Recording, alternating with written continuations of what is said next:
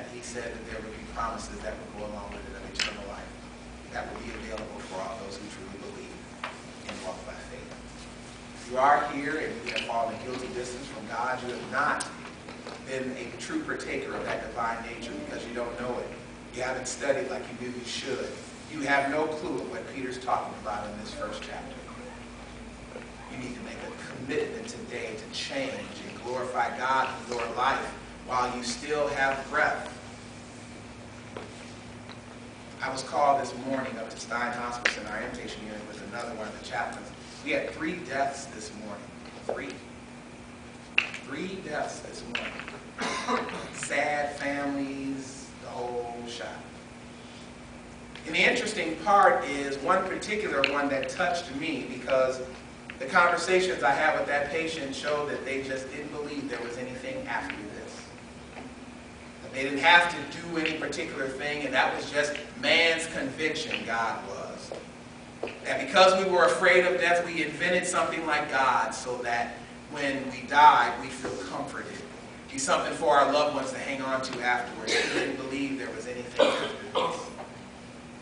How sad was that death? For truly, there is an afterlife. There is. And it's not something that we have seen, it's something that we believe. But even science, that old E equals MC squared proved that you can't destroy energy. It has to go somewhere. Where does it go? I would hate for any of us to be in the shoes of this person. I don't know how many times they heard the gospel or how many times church might have turned them off. But you are sitting in a better position than that person this morning because you are hearing the gospel of Jesus Christ. The question is, how can you sit and do nothing? How can you sit and do nothing?